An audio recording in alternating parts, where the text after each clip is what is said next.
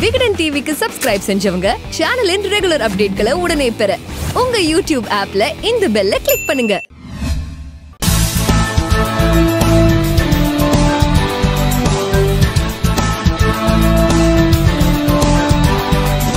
சிதம்பரம் போன்ற அரசியல் எதிரிகளை பழிவாங்கிறதுக்காக மோடி சிபிஐயை யூஸ் பண்றதா சொல்றாங்களே. அரசியல் எதிரிகளை பழிவாங்கிறதுக்காக சிபிஐயை பயன்படுத்துறதுன்றது காங்கிரஸ் ஆட்சியிலையும் நடந்திருக்கு. இப்போ பிஜேபி ஆட்சியிலையும் தொடருது.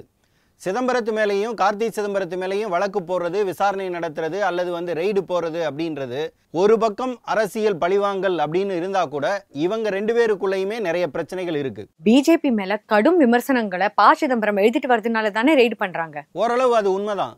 மோடி எடுத்த பண முடக்க நடவடிக்கையா இருந்தாலும் மத சார்பு நடவடிக்கையா இருந்தாலும் அதை காங்கிரஸ் சார்பில் மிக கடுமையா விமர்சனம் பண்ணிட்டு வந்தது ப. சிதம்பரம் தான். அதனால அவர் தொடர்ந்து மிரட்டப்பட்டு வந்தார். மிரட்டினாங்களா? ப. சிதம்பரத்தை மிரட்டுறதுக்காகவே ரெண்டு பேரை வச்சிருந்தாங்க. ஒருத்தர் சுப்பிரமணிய சாமி, இன்னொருத்தர் குருமூர்த்தி. இவங்க ரெண்டு பேரும் ப. சிதம்பரத்துக்கு எதிராக கடந்த 6 மாசமா பல பூகம்பங்களை கிளப்பிட்டு இருந்தாங்க. அதுதான் இப்ப ரெய்டு வரைக்கும் நிற்கிது. இந்த சூழல்ல இருந்து கார்த்திக் சிதம்பரம் வெளில வர முடியுமா? கஷ்டம்தான். ஏர்செல் மேக்சிஸ் கேஸ்ல இவங்களோட பேர் அடிபட்டுச்சு. வாசன் ஹெல்த் கேரோட நிதி விவகாரங்கள்லையும் இவங்களோட பேர் அடிபட்டுச்சு. அந்நிய செலாவணி முறைகேடுகளை வச்சு அமலாக்கத்துறை பல்வேறு வழக்குகள் போடுறதா திட்டமிட்டு இருக்காங்க. இவை எல்லாமே ரொம்ப டைட் பண்ணாங்கன்னா இவங்க ரெண்டு பேருமே வெளியில வர முடியாது. ரஜினியை மிரட்டத்துக்காகவே கார்த்திக் சிதம்பரம் வீட்டுல ரெய்டு நடந்ததா சொல்றாங்களே. இது தலையை சுத்தி மூக்க தொடுறது. ரஜினியை பிஜேபியில சேர விடாம சிதம்பரம் தான் தடுத்தாரு.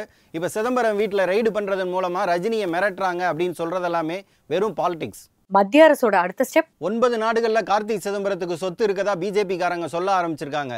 இதை எல்லாத்தையுமே தோண்டுவாங்க. அதனாலதான் காங்கிரஸை சமீப காலமா விமர்சிச்சுட்டு வந்தார் கார்த்திக் சிதம்பரம். இதே மாதிரி சிதம்பரத்தையும் மௌனமாக்கணும் அப்படின்றதுதான் பிஜேபியோட கோல். விகடன் டிவிக்கு சப்ஸ்கிரைப் பண்ணுங்க.